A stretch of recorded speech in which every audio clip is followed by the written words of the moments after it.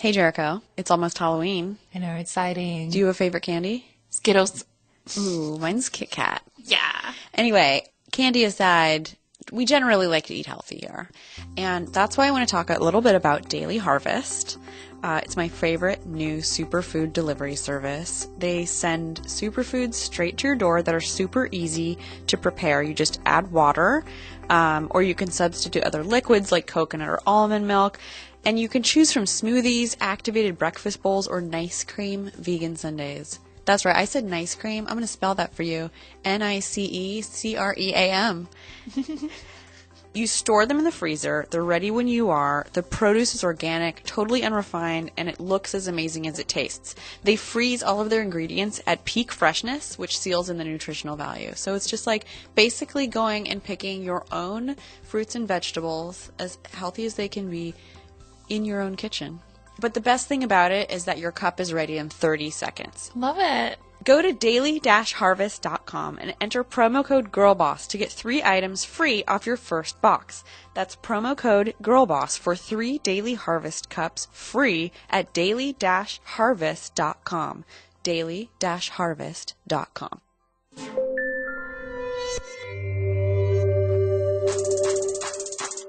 Success. It's such a complicated idea, and yet for so long we've all collectively subscribed to a single definition of the word, which was likely given to us by a white-haired dude somewhere in a boardroom in the 1960s.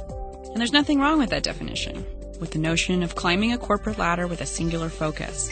But it's time to make space for a few other definitions, for side hustles and well-being and failing forward, and for the idea that success is a wild ride, not the destination at the end of it.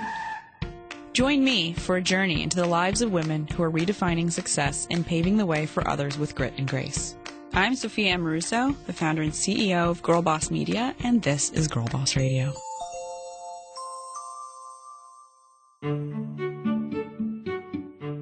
Jen Gotch is a creative powerhouse who loves yard sales and unicorns. After a long and winding road of jobs that led her to where she is today, she's now the Chief Creative Officer and fearless leader of ban.do, your favorite home accessories and work accessories and just everything colorful company. Like I was a copywriter, and then I was a food stylist and a prop stylist for many years, and then I got into photography, and I also was like a house cleaner, cleaned a lot of toilets and wrapped gifts professionally, and everything. But when I look at what my job is now, each thing on its own, some were more interesting than others, but sort of contributed to what I was able to bring to ban.do when we started it. Without any experience, Jen founded ban.do with a friend back in 2008. And it started as a small, vintage, one-of-a-kind hair accessories company and has now become a multi-million-dollar lifestyle brand that designs clothes, accessories, gifts, stationery, and so much more. We really were building a brand without anyone. We didn't know what we were doing. Like, it was literally like, we're smart people, but it was like one happy accident after another. Jen is passionate about sharing her good days and bad days with over 168,000 Instagram followers, and that's just her personal account. And she works supporting the community of ban.do fans and all women because she wholeheartedly believes that you don't get anywhere in life without the help and kindness of others. The one beauty of getting older is that you do have wisdom that I just know I'm wiser now than I was 5 years ago and 5 years before that. And so even though there are times I feel like an imposter, I'm like, I know I did this. Like, I did every step of this. And sure, there's so much luck and kindness of strangers and all sorts of things that happen along the way. But I was there for all of it. Before Jen arrives to spread her wisdom and joy all over this place, let's turn to an equally wise and joyful woman, editorial director of Girlboss Media, Jericho Mandybur. Hello, Jericho. Hello. Ooh, how are you? I'm good. How are you? Good. I've been gone for almost 2 weeks. I know, I missed you. I went to Dubai and Boston and Palm Springs and Santa Fe. Is that all? It was exhausting, but it was cool. So what have we been up to? You and the team have been creating incredible content at girlboss.com as usual. As usual, just another day in the life. But we have been talking specifically about unpaid internships. Ew. I know, what's the deal? Are they a racket? It's a yes. total racket. They definitely are. But so many people do them. Apparently 75% of all fourth year college students in the US have done one or are in the middle of doing one. So it's like, why are they so kind of exploitative, but at the same time, like, sold as this great opportunity? So we just wanted to write a story that was all about the do's and don'ts and how to kind of navigate one if you are going to do one. So yeah, there's a few things to keep in mind. Obviously, privilege is a big part of interning for free because not everybody can do it. And one thing that the experts that we talk to, like University of Southern California labor expert Dr. Heather Berg, was, just research the company. Do you want to work for a company that works off the backs of like free labor? Yeah. It's okay if you do, don't feel bad, but you just have to kind of do it responsibly. I mean, one, I've never had an internship. I don't think I could ever not get paid. Well, also, I've never been in a position where I could afford to not get paid. But I understand, I mean, if you go to college and you have loans, it's part of the experience to a certain extent. But unpaid internships legally are supposed to provide more value for you than for the employer. And it's really hard to create an internship program that provides that much value for the intern because that's a whole job in and of itself just to manage that. And so when you're thinking about internships, and I mean, I think maybe the first person, I had a free intern once in Nasty Gal when I was like 22 years old, who eventually became our stylist and, now has a career as a stylist and worked for the company for like 7 years or more. But after that first unpaid intern, it was always paid interns just because you're really legally exposed when you have people not working for money. And it's also just not really fair if you're actually making money. It's not fair. And I think one of the things that we kind of wanted to make clear with this story is you just have to remember that they need you as much or if not more than you need them. And if you're not getting value out of it, then don't do it. Yeah. Just don't do it. Totally. Have you ever had an internship? So many. Oh my gosh. So I worked 7 days a week, either interning or working or being at school for 4 years. But honestly, if I could do it again, I didn't need to intern that much. I was just so keen to do it, and nobody really warned me that there are other things that you can do rather than interning. There's alternatives like starting a blog, creating networks with your friends, doing DIY stuff. If you want to work for a magazine, why not make your own magazine? These are all really valid alternatives to interning that you might be able to do in a way that works better for you. Yeah. I mean, I've hired so many people that don't have internships on their resume. It is not a prerequisite to getting hired. It's nice, if you can't get paid for those jobs, it is a way to get experience if, no one's going to hire you otherwise. But there are other ways to get that experience or to learn what you need to learn. For sure. Another thing I want to talk about is the Girlboss Rally that's coming up November 11th. There are still tickets available at girlbossrally.com. We have some incredible speakers lined up. Everything you need to know is at girlbossrally.com. And then also the Girlboss Workbook. And so yesterday, you guys, I published my third book, the Girlboss Workbook, which I'm so proud of. It is a visual guide basically to everything that I say in Girlboss, but we're reverse engineering it so that you can work it out yourself. And how can the advice or things that I've learned along the way be things that maybe you can learn on your own, or how can you fill in the blanks to dream big for your future? And it's really fun and super interactive and funny, and there's fart jokes. There's maybe one fart joke. I don't lay it on too hard. But the cover is really beautiful. We basically just graffitied the cover of Girlboss, and my boyfriend Galen Pearson did it. And the interior, all of the interior illustrations are by Grace Danico, who's GoGo Grace on Instagram. You can buy the Girlboss Workbook anywhere books are sold. And yeah. So on girlboss.com right now, you can get a sneak peek of the Girlboss Workbook. There's an excerpt from it that's all about how to figure out what kind of job you really, really want to get. And then how to write an awesome cover letter, how to make your resume shit hot, how to ace the interview, and what you need to know about getting started. Yeah. And one of the things the book talks about is trying new things, which is why this partnership we're doing with Pinterest is so exciting. we're using the hashtag #WhatIfWednesday. So Wednesdays are your official day to try new things, which is something we should all be doing every week, if not every day.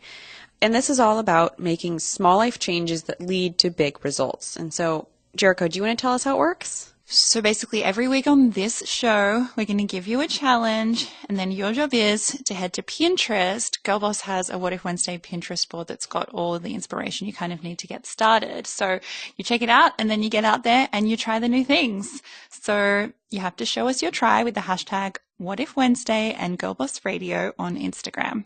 And you can also tag us on Insta stories, use the hashtag MyPinterest as well. And then all the other people that are trying out new things can see yours. That's so cool. Wait, and one thing we did promise is that we were going to read What If Wednesdays from our audience who are basically living out their dreams and showing us on Instagram. So here's at SCO23, that's at SKO23, says, "Oh yeah, got dressed and had time to watch a Saved by the Bell rerun before work." Whoa. So if you guys want to join in, we have a new productivity challenge for you. What if you started your day off right, getting positive and energized? And what do we mean by that, Jericho? We mean cute outfits. We mean music. We're talking about 80s style workouts. It's old school aerobic. It's back. So if you haven't tried it, this is your chance. It's not too late. And it doesn't cost anything. Just go to Pinterest.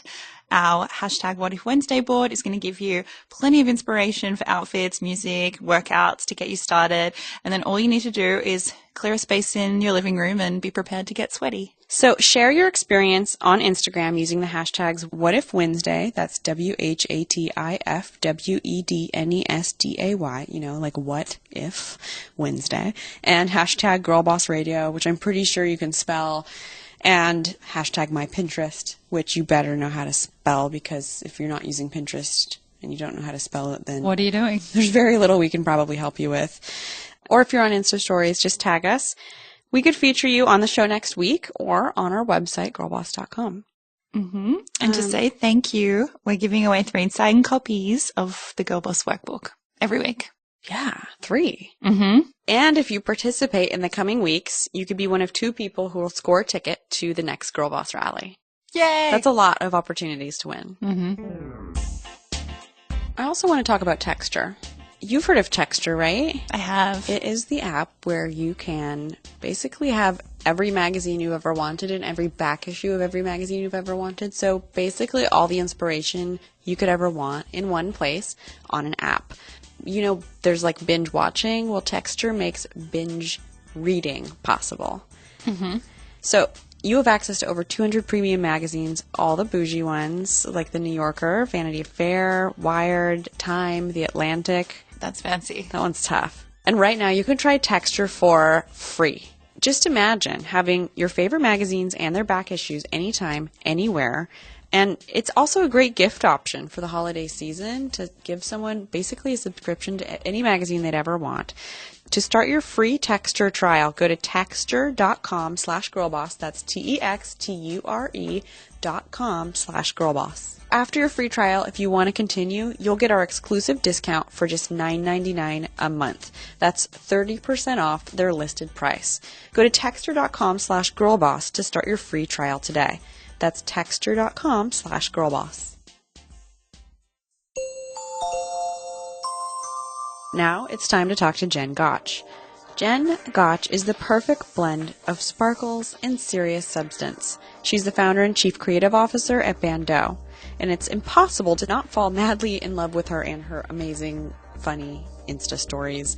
Today we'll talk about how she transformed ban.do from a vintage shop, oh, that sounds familiar, into a multi-million-dollar business, and we'll hear how she's using her influence to help other women design their own success stories. Hi, Jen. Hi. Welcome to Girlboss Radio. Thank you. For our listeners, I was just saying we just met for the first time, but It's just crazy. feel like we've known each other forever. Yeah. And I look at your Insta stories. I don't know if you look at mine, I do. but they get pretty personal sometimes. Yeah. Yours are really funny. All too personal. That's okay. I think it's my superpower. I think it's one of mine too. Yeah. I think like the more of us that can share our weird vulnerabilities or Yes. like stupid humor, whatever it is. Yeah, it just kind of gives permission for other people to be their own weird selves. Yeah. Yeah, so. People always say, like, once I saw that, I figured, like, if you could do it, if you could be successful, I could do it. Just seeing how weird you are. And I'm like, I mean, I think that's a compliment. That's a compliment. But I was like, if that is the one thing that I can bring to this life, like to show that it is accessible and it doesn't have to be a certain There's way. not some like mystery food that we eat in the morning Yeah. or like, some like mystical power or no Illuminati. Yeah. It's a lot of different things and it's different for everybody. Yeah. Yeah. So I like to talk, we talk about a lot of things on this show, but one of the things I like to ask, which is like always a really funny answer, which is, what was your first job? Oh, yeah. I was telling the girls at work about this the other day. My first job, I was forced into it because I accidentally threw out my retainer at the beach club when I was like 14. And my mom was like, I'm going to teach you a lesson here. You're going to earn that money back. So the one place that I could work was at a nursing home. I grew up in South Florida. So there's a fair bit of retired folk there. And so I was a waitress at a nursing home, serving primarily buttermilk to people that were about to die because the girls that ran it, for whatever reason, didn't like me, which is like, I feel like I'm usually pretty likable. I was like, I'm cute and harmless. And they were just like, you're gonna serve the alcove, which were the people that were basically incapacitated and lived off of buttermilk. Buttermilk waitress. That was my first job, buttermilk waitress. Wow, that's amazing. I know. And honestly, I feel like the first 20 jobs were like some version of buttermilk waitress. How old were you? I was 14. Oh, cool. Yeah, I don't think I started having like real meaningful jobs until I was in my 30s. So yeah, I didn't have any until I started Nasty Gal. Yeah. So that's great. yeah. South Florida. Wow, what was it like growing up there? I loved it. I didn't actually realize that there was a stigma attached to Florida and South Florida until I moved to California. Is there? What is it? It's just like Florida. Like it was a lot of Florida. Huh. And I was like, yeah, Florida. Like it was so much fun. But I think it's just like kind of a crazy diverse state. There's like the northern Florida is kind of like southern Georgia. Then there's like transplanted New Yorkers down in South Florida. That's what my parents were. There's horse country. There's Disney World. So it's just sort of, I think people have a hard time putting their finger on it. But it was, give me humidity any day. Did you grow up on a beach, like near a beach? Yeah, or? really close to the beach. Wow, Yeah, that's East cool. Coast. Yeah. And did you go to college in Florida? Florida State. Okay. Yeah. Cool. Ivy League. Just kidding. I don't know. I wouldn't know. It's a state school. I know so little. But it was fun. Yeah. As do I. What Yeah. did you study? I was pre-law. I studied literature and philosophy. I went as far as taking the LSATs, and then I realized, like, I don't think I want to get better at fighting with people. I was, like, really good at arguing, so I was like, I should be a lawyer. And then once I got really into it, I was like, I don't think I actually have a desire. I was sort of learning about this thing called creativity. It really wasn't something, although my mom's really creative, and my dad's actually pretty creative for a podiatrist. But I was like sort of like understanding that there was this whole other side to life that wasn't like the occupations that you read about growing up. So, and also granted, I'm about to turn 46. So like I didn't have the internet. Yeah. So I was like opening up to this whole thing and I was like, wait, I think I want to like do something else. And my parents were like, oh no. Buttermilk waitress. Wait, so you're good at arguing. Are you still good at arguing? So good. Yeah. Cool. But I really try and avoid arguments. Like I'm a pacifist mostly. Jen Gotch has no pretense. She doesn't post photos on her Instagram of a BS life full of drool-worthy dinners and amazing vacations. She drinks Diet Coke out of a 2-liter bottle, and she cries on her Insta stories. And I hear she's been known to roller skate around the ban.do offices. Jen puts it all out there, and that's why her 168,000 followers on Instagram are so loyal to her. So at what point did you get an eye for design and What were the kind of kernels of like your creative? I think my mom definitely served as like a reference for creativity. She was always having like, she had like a jewelry business called Beat It, and she made like all of this statement jewelry in the 80s, and she was like an interior designer, and she was always like sort of coming up with something. So I think I got a sense of what it looked like, and I could see that in myself, but I didn't actually know how to apply it. And then I really think the best thing I did was after college, I broke up with my college boyfriend because he didn't want to like, I was like, let's just like go somewhere crazy. And he was like very rational. He wanted to like, stay. No. Yeah, he was just like, no.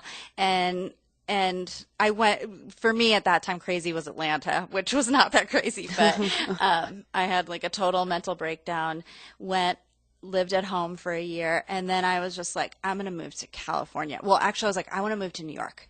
And my dad was like, this was the early 90s, and he was like, absolutely not, because it was pretty scary there. And they're New York. I mean, they're from New York. I was born in New York. But he was like, what about San Diego?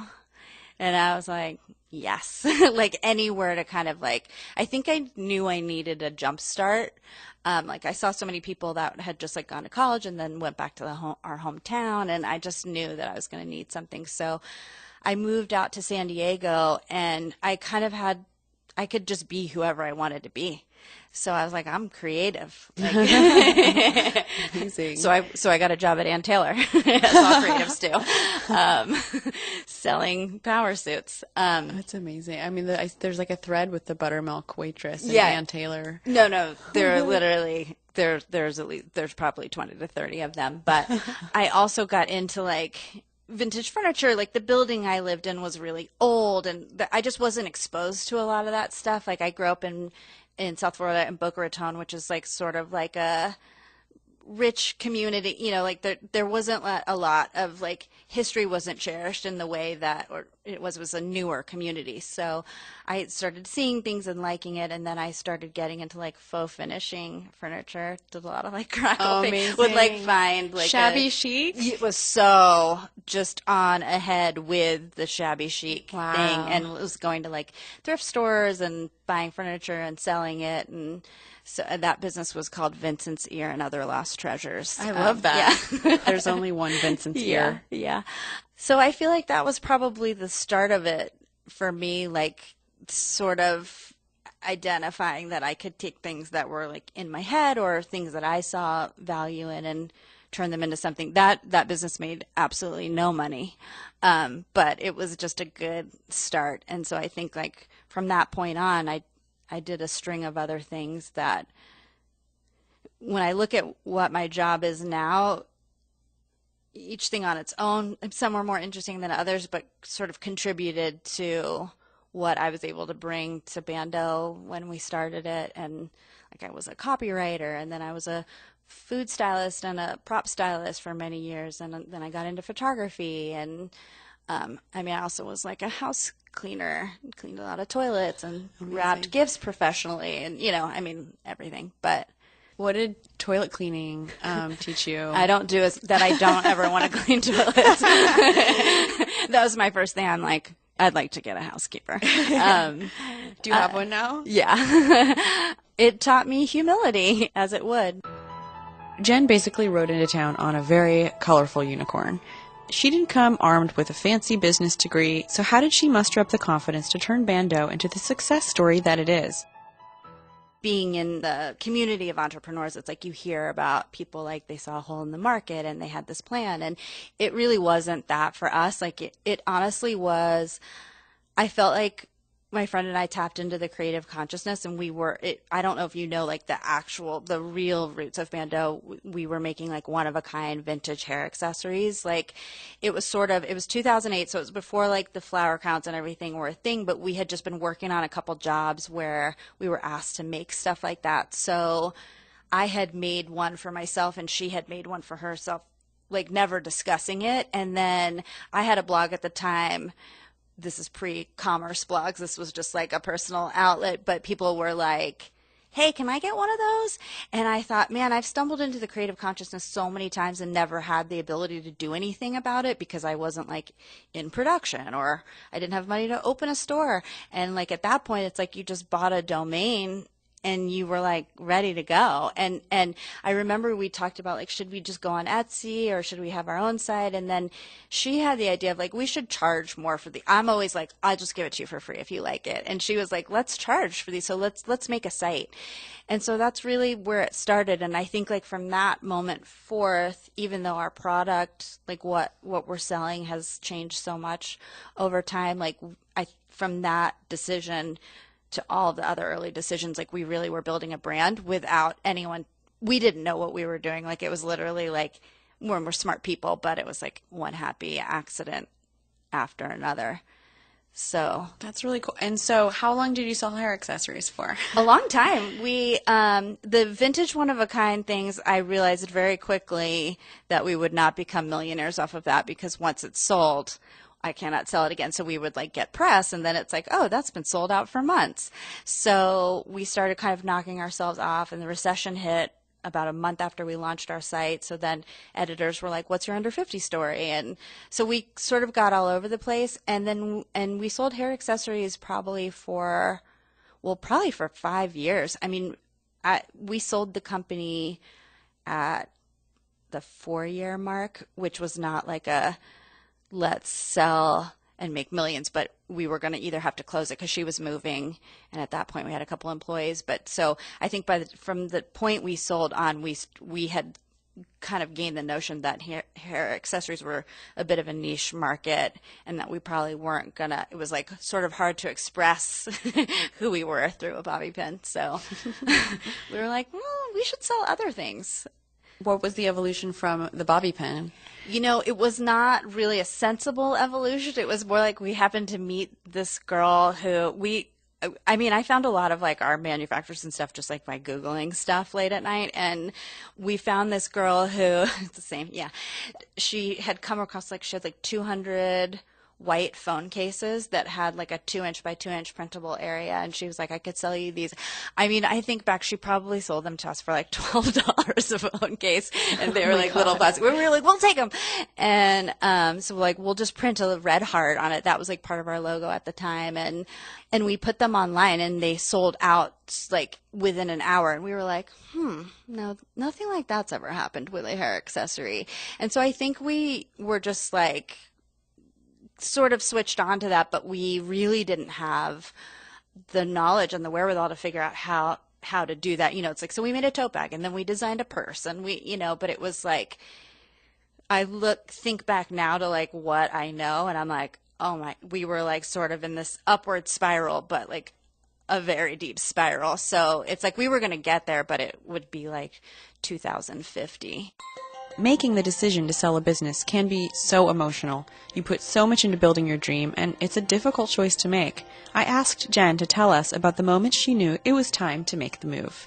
I was like, I can't run it by myself. She was a creative contributor, but more importantly than that, she really did a lot of the what a COO would do, because I'm not capable of a lot of those types of tasks. And I didn't really want to take a loan, and we felt like we had something, but we just hadn't really.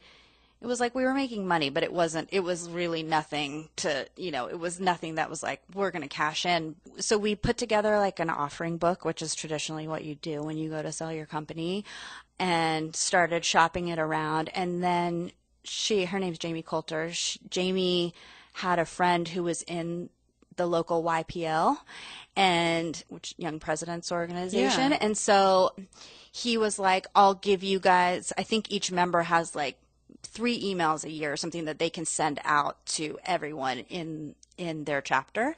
And he was like, if you guys want to put together like an email, I'll give it to you. And like, I think he's like, I'll take like a tiny percent if something happens. And so that's what we did. And we got a ton of interest because honestly, I feel like from day one, from the outside looking in, like we've always looked much bigger than we are because we understood photography. And so it was just like, once people started looking at what was actually there, they were like, oh, like we thought you were like a multi-million-dollar company. And we're like, no, we're like a $150,000 company. So it kind of came down to two people that were still interested, saw value outside of just like the monetary financial side of it. And we ended up selling to this company called Lifeguard Press that does licensing for much larger heritage brands. So like Lily Pulitzer, they were doing licensing for Jonathan Adler at the time. They had just signed a deal with Kate Spade. And they were just looking for like a house brand. So we were really like the perfect thing for them. And now everything I know about investors and VC and selling your business, like that's how I know how lucky we are. Cause it's like, it's privately owned. It's a couple. They live in the Palisades. They're my age. Like, it literally just came together like just two pieces of a puzzle. Yeah. Yeah, it's not easy to sell a company, and so much with any kind of deal making. Yeah. I mean, I watched my company file for Chapter 11 after like deal after deal after deal after deal like fell through. Yeah. And even when someone says it's 100%, It's not 100%. Nothing's 100% Yeah. until there's like a signature on the page. Yeah. And so I'm very cautious about getting excited about anything now Yeah, in business, I know which the is feeling. good because Yeah. as fun as it is to be excited, it's also a waste of energy if you end up disappointed. It's a weird feeling. It's like when you almost get in a car accident and then you don't, and your body's like, that's the same. I sort of liken that to like getting your hopes up for something and then having it go away. It's just like achy in your body. So Well, it changes. Yeah, it's like, oh, my view of the world has changed, but Yeah. actually nothing changed. Like no deal happened. So why did I let that happen to myself? like why did I have to go through that physiologically? Yeah. Did you have someone mentoring you through all of this? We had in around year 2 taken on an angel investor. He invested like $40,000. We just like needed some money to do this thing for Anthro, and he was like one of the first like actual business people that we were interacting with. So he definitely gave us some insight. A friend of Jamie's who helped us like eventually write a business plan, and with the offering book definitely gave us some insight. But like personally, like for me at that point, I didn't even really know what kind of help we needed. And I think we were also so naive at that point that I was like, we don't need anybody's help. We know. We're redefining the space. So I guess it's good that, cause we got where we needed to be, but I sort of crave that now. Honestly, that was one of my big motivations for meeting you. I was like, maybe she can mentor me. Like cause I'm just like, now I have an appreciation of where we might be going, and I'm like more scared than excited, where for years I was just like, this is awesome. Mm-hmm. Like what's next, and like what can I be proud of and brag about, and oh my gosh. And now I'm like, oh God. Yeah, when it gets coming? big, it's kind of like be careful what you wish for to I a certain know. extent, which is like that's the goal. But also, and everything I do, I want to be big. But then, yeah, with that comes more complexity. Yeah, more money, more problems. Yeah, it's true. Coming up, we'll talk to Jen about what's next for ban.do, but first let's talk about sleep. Jericho, how are your parachute sheets treating you? Very well, thank you. Oh my God, let's talk about those sheets. Look, they're just getting softer by the night. And having soft sheets is like good for aging. Like you're not smearing your face across like a dry piece of like crust, So having like high quality, high thread count sheets like parachutes. It's good for my skin. Yeah, it's like beauty sleep in so many different directions. So visit parachutehome.com/girlboss for free shipping and returns. Again, that's parachutehome.com/girlboss for free shipping and returns. And if you don't like your sheets, you get a 60-night trial. You can just send them back, no questions asked. So again, go to parachutehome.com/girlboss. That's parachute.com/girlboss.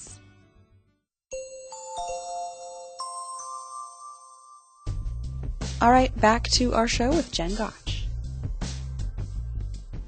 Do you ever feel like an imposter? Oh, all the time. I mean, I feel like that's so common.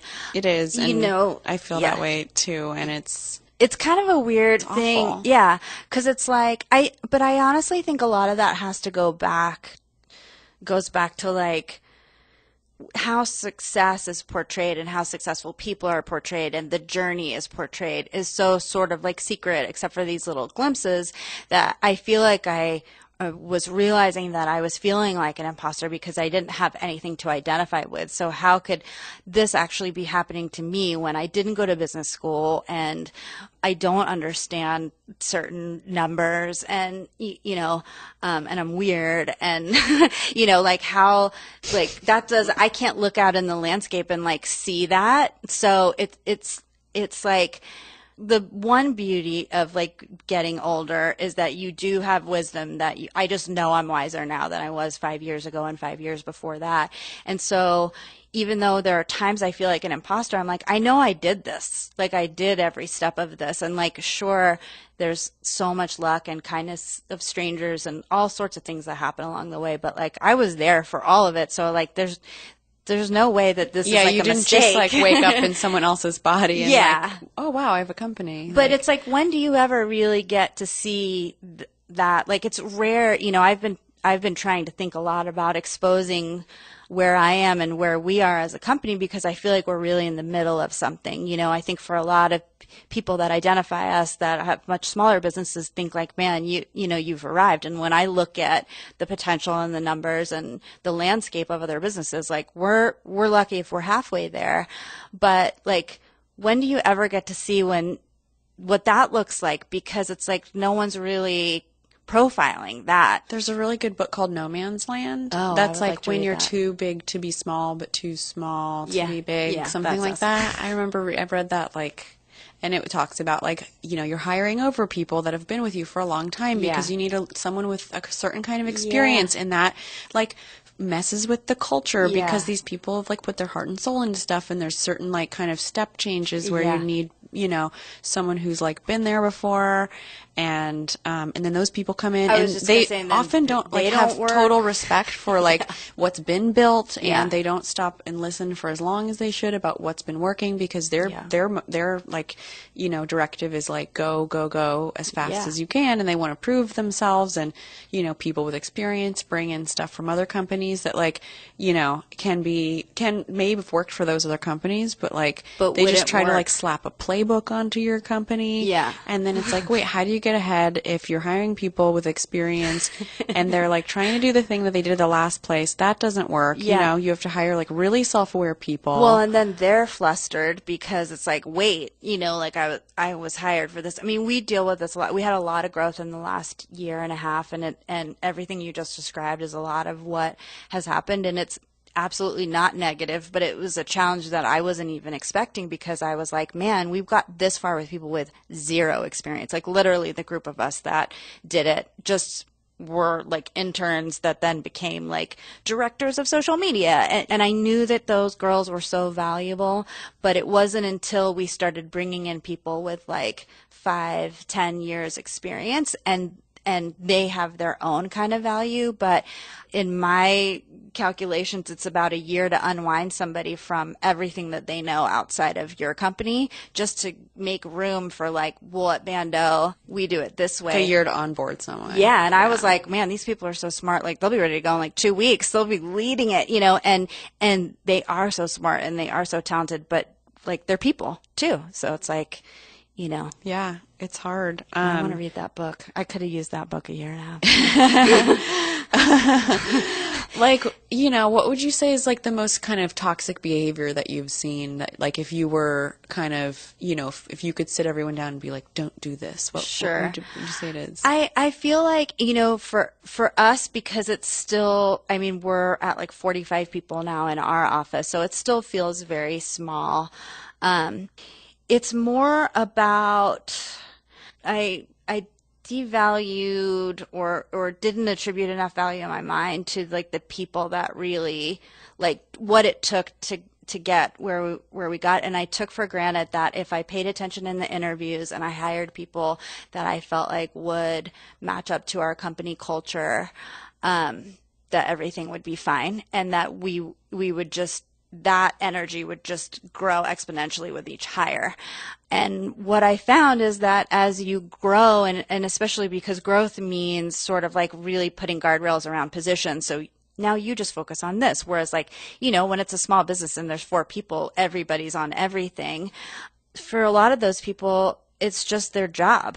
And I had never encountered people like that before. So it was like really freaky for me to like see someone be like 6 o'clock and like close their and I was like, where's she going? And they're like, well, that's what you're paying her. You're paying her to be here like for this time. And I was like, oh. And that's not anyone's fault. Like I feel like a lot of the issues that we're going through right now have more to do with me and how I'm dealing with it than I don't know that anyone's doing anything really bad other than like, sure, there's like office gossip. And I'm like, what is that? Like, we just never had anything like that. And so I'm definitely one of those people that's like, I always try and have so much integrity, like those like quintessential pitfalls just won't happen to me. Like I thought about that with my marriage. I was just like, you know what though? Cause it's like, you can't be this good and have that. Yeah. No, I've been through it. Yeah. So I think it was the same. I was like, nothing could change like this dynamic. And I was talking to somebody the other day about the shame that I feel for that, because I feel like what we put out into the world is this like optimism and, you know, this bright spot in the world of just like happiness. And then to know that there are people that are like miserable at their job and I don't know how to fix it. And it feels really weird to me. And you know, what she was saying was, it can be both. It can be awesome and awful at the exact same time, and you don't have to feel ashamed. That's just what happens as it gets diverse and complicated. And so I think I'm mostly just dealing with like a loss of intimacy with work because I don't have it anymore, you know, because it's just like I can't be that close with that many people. And then it's hard, you're not like, it's like you don't want to pick favorites, but how am I supposed to be different with someone that I've known for 8 years and has put in so much time and effort with someone that I barely know? Yeah. Yeah. And then there's a point where I realized that my employees weren't my friends. Yeah. And that is like, that sucks. I'm like, because then who are my friends? I want to hang out. Yeah, yeah. It sucks because you want there to be heart in the workplace. You don't want to make it just like this clinical kind of experience. And there's ways to have fun with your team and keep it like team, you know, just keep it about the work for the most part. Yeah. But yeah, where that line is, I think, is really tough. I know. I haven't totally figured that out. I'm definitely I cross the line all the time. Jen Gotch is a powerful, creative, successful woman who many would think has it all together, but she's open about admitting and confronting her own mental health issues and shattering the stigmas that are often too associated with it. I read that you suffer from clinical depression. Yeah, and manic depression, actually. Oh, really? And ADD and anxiety. So how has Triple it threat. been, building a business and coping with that? And I think it's just a really powerful thing to talk about because so many people, I mean, most of it, it's like, I've got anxiety and depression issues. I pick my face and my scalp and like, you know, whatever. I've struggled with that stuff my whole life. How do you make it work with work? I feel like a couple things. Having had some form of all of those disorders that I just mentioned for most of my life, I've spent like the better part of like the last 25 years understanding it in therapy, going to doctors, reading books. So I feel really educated about like myself and what's happening. So it doesn't feel emotional to me anymore. Like it literally just feels like if I were to have diabetes, like someone a long time ago really was like, this is another physiological ailment. And like, there would be no shame in that, in saying like, I had a flare up. I ate sugar or didn't eat, you know, my blood sugar got weird, but it's like, you can't, for whatever reason, it's been stigmatized. So I think like for me, I've always tried to just bring a lot of like honesty to how I'm feeling and fearlessness about that. Now before, because I feel like then a lot of people are like, you're so brave, but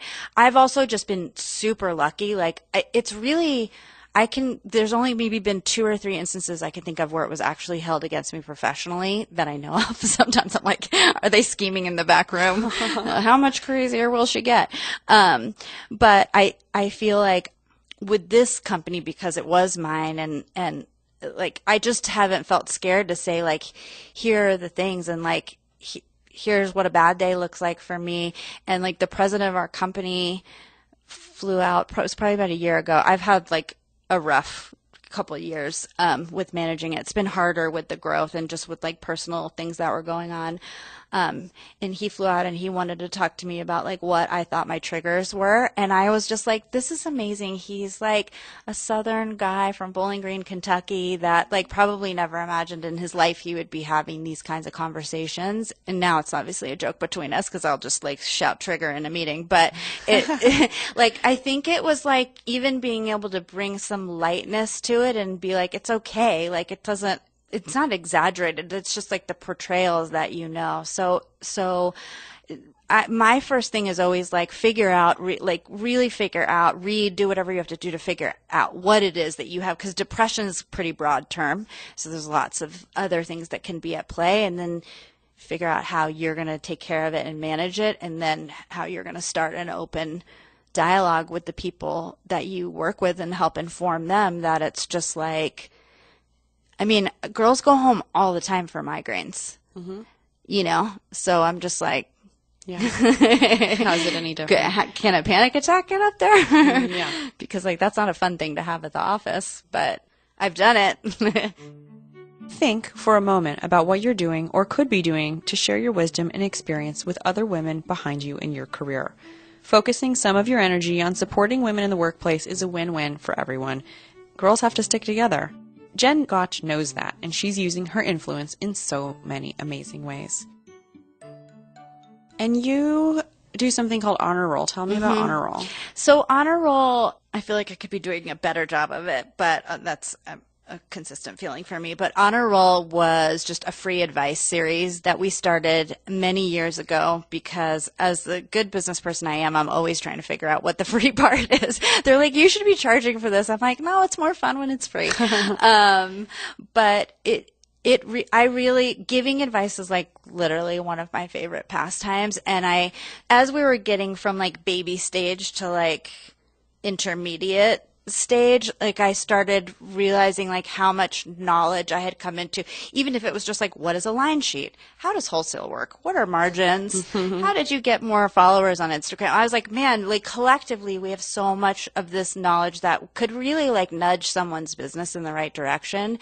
And so it was really just about that. Like, how do we start building a community and knowing that's because we started as this tiny sort of like handmade business, knowing that our audience, there were a lot of people in there. And then I feel like, and this is the same for you too, it's like the internet made it so that anyone could have a business because you didn't have to like get this big investment and open a brick and mortar. Like you just had to get scrappy and get on a platform.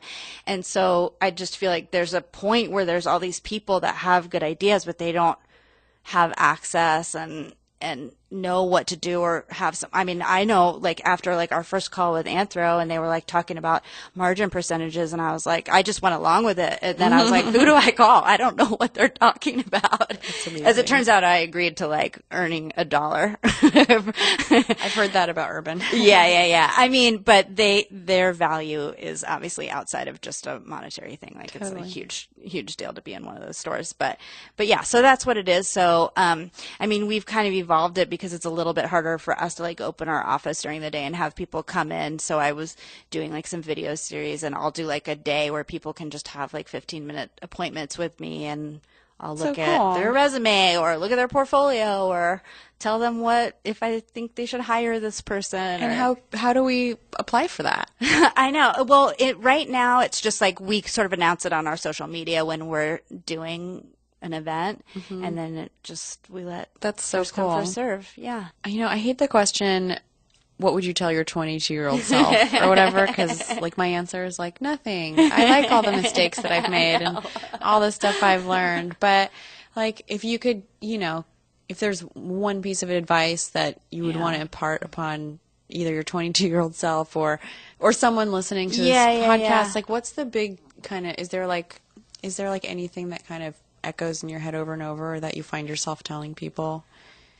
Certainly that the things I thought that mattered actually don't really matter at all. You know, just like I'm definitely a big worrier of what people think. So that would be really disingenuous for me to say don't worry about that. But I think like to the amount to which that type of thinking really paralyzed me and put like my gut and my thoughts in a place of like much less importance, and really looked externally for like validation and like if this is a good idea, or should I do this, or will they like me, is certainly one of the things that I feel like you get to grow out of, at least to some extent. I mean, you factor back in social media and then it makes it complicated, because then I'm like, wait, but I want people to like me again. And I don't know. Do I cater to them? Do they I just like be my... me and hope they like me? And, you know. Someone's not looking at my Insta story. Why aren't they looking at my Insta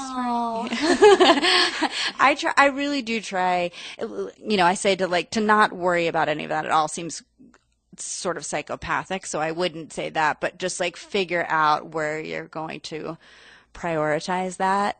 I feel like is important, and just like not coming from a place of fear. Fuck 'em. Yeah. In the nicest way possible. Yeah. We always talk about success taking on different forms at different times in so many different ways. And for some, it could mean a successful product launch or closing a big deal. For others, it could simply be getting out of bed. I asked Jen Gotch to tell us what she thinks.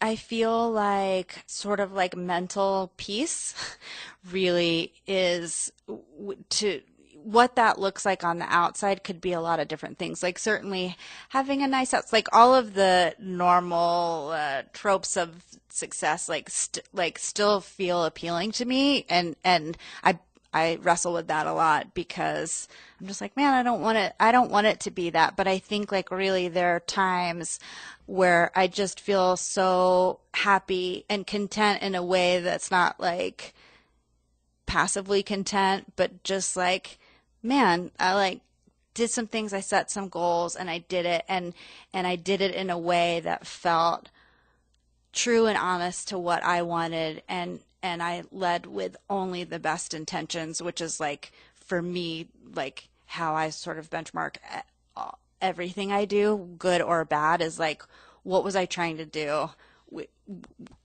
Was there malintent, or was it just like good intentions? And sometimes that doesn't work. But I think it's like all of that to me comes in like this idea of just feeling like at peace with what's going on. And I mean, outside of that, then everything else that you would assume, you know, having a, you know, $100 million company would feel like success. My name on the Hollywood Walk of Fame, I don't know how I'll get there, but that could be, but you know, like outside of that, like if I was really going to introspect about it, I think it's just like actual, like me approving of me, you know, which feels like it's going to be a lifelong thing. I'm getting closer, but then I'm like, ew, actually, I still hate you. Same. We all struggle with that. Yeah, that's true. Last question. Okay. I ask every guest this, and we have something called Girlboss moments on the show, and I don't know, it's kind of like a cheesy Hallmark moment, but it's not cheesy. It's like real, and we in the office here, we like kick off our Mondays and all go around and talk about like the Girlboss moment we had last week, and some of us are volunteering, some of it's, you know, it's really the time in your life where you felt like you were like in control of your life, because this world wants to pull us in a million different directions and tell us who we should be and who we aren't. Yeah. What would you say your most recent Girlboss moment is? Oh, that's so hard. I have two things. You can tell me if either of these qualify. I feel like from even after everything I said about how challenging it is at work, I definitely had a moment recently where I was just like sitting in my office, and my office is sort of like in the back of, we have like a pretty open floor plan. I could just like, everybody was out there laughing, and like just like they were just having so much fun, and to know that it's not like that all the time, but that group of people was brought together because of something, an idea that I had like in my house, felt really cool because it's like when like that sort of influence feels cool. Those are surreal moments. Yeah, it really, I started crying and I was like, I better get back in my office because they're going to think I'm like this weird old lady staring out at them. But I feel like that just, so in case anyone from work is listening, I do still have really happy moments there. I think it's just like the challenges have been pronounced. And then I think like personally, you know, just like, I got a divorce last year and Me too. Cheers. Yay. And it was a super amicable thing, but it really was the right thing, and it was really hard, but I took an opportunity at that point to look at the landscape of my life and my relationships and friendships and how I drove to work and was like, I'm going to just own that, like, here is my time. Most people don't get this opportunity at like 44, 45 to like lay everything out and decide like, who do I want to move forward with? Who do I not? And what do I want to bring to like new relationships and just me, you know, like thinking about like Instagram stories and like, how do I want to interact with my parents? Or like, I feel like that was a conscious thing that I did, and I've been able to stick to it for just over a year now. And that feels cool. Cool. Yeah. It sounds like you're in a great spot. I mean, at you least know, in this highs and podcast lows. for this 30 minutes. For this 30 minutes, I felt great. Yeah, me too. Thank you so much. You're welcome. Thanks for having me. If you don't follow Jen Gotch on Instagram, you're missing out. Follow at Jen Gotch and at ban.do. Thanks for listening, guys. This has been another episode of Girlboss Radio. Tune in next week, and in the meantime, go to girlboss.com for lots and lots of amazing content.